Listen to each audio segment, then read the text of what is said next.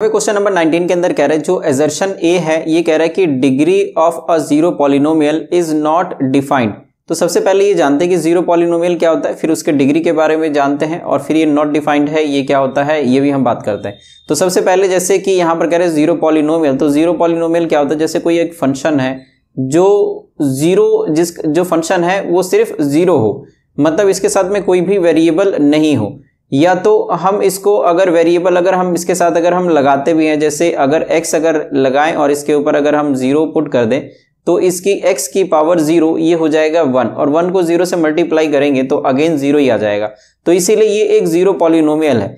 तो degree of a polynomial क्या होता है, डिग्री ऑफ ए पॉलिनोमियल होता है जैसे इस तरीके का कोई एक पॉलिनोमियल है तो इसकी जो पावर है 1 है, तो इसीलिए इसकी जो डिग्री है ये 1 हो जाएगा।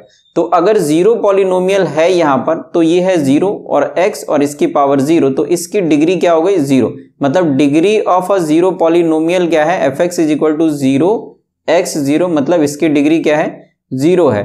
तो ये कह रहे हैं कि degree of a zero polynomial is not defined, तो इसका मतलब या तो ये 0 है या तो मतलब बिल्कुल ही नहीं है या तो फिर नॉट डिफाइंड है। तो इसका मतलब क्या है कि degree of A zero polynomial ये या तो बिल्कुल नहीं है या नॉट डिफाइंड है, मतलब ये ट्रू तो है, जो एजर्शन है ये ट्रू तो है।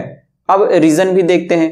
तो रीजन में कह रहा है कि degree of a non zero constant polynomial is 0। तो डिग्री मैंने आपको बताया कि डिग्री क्या होता है, जैसे ये फंक्शन है यहाँ पर, तो इस तरीके का अगर कोई भी इक्वेशन है तो उसमें से जो बड़ी पावर होती है वेरिएबल, जैसे कि यहाँ पर x है तो उसमें जो बड़ी पावर होती है वही उसका डिग्री होता है। तो इस रीजन के अंदर कह रहे हैं कि degree of a non zero constant polynomial, तो इसका क्या मतलब हो जाएगा नॉन जीरो कांस्टेंट पॉलिनोमियल, जैसे कि अगर कोई फंक्शन है जिसमें सिर्फ कांस्टेंट 2 है, जो फंक्शन है जिसमें कांस्टेंट 5 है, तो इस तरीके कोई भी जो इक्वेशन होगा इसको हम नॉन जीरो कांस्टेंट पॉलिनोमियल बोलेंगे। तो इसको हम किस तरीके से लिख सकते हैं, fx इज इक्वल टू 2 और x raise to the power 0।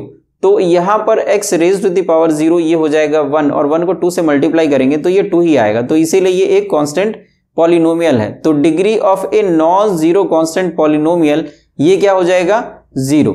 तो इसका मतलब जो रीजन है ये भी ट्रू है, ये भी यहां पर ट्रू है और इसको करेक्ट एक्सप्लेन कर पा रहा है, जो एजर्शन है उसको करेक्ट एक्सप्लेन कर पा रहा है। तो इसीलिए जो हमारा ऑप्शन ए है वो करेक्ट हो जाएगा, ऑप्शन ए इज करेक्ट। तो जो ऑप्शन ए है इसके अंदर कहता है कि अगर एजर्शन और रीजन अगर दोनों सही है और जो रीजन है अगर उसको करेक्ट एक्सप्लेन कर पा रहा है, एजर्शन को करेक्ट एक्सप्लेन कर पा रहा है, तो ए ऑप्शन हो सकता है। तो इसीलिए जो ऑप्शन ए है ये हमारा सही आंसर होगा।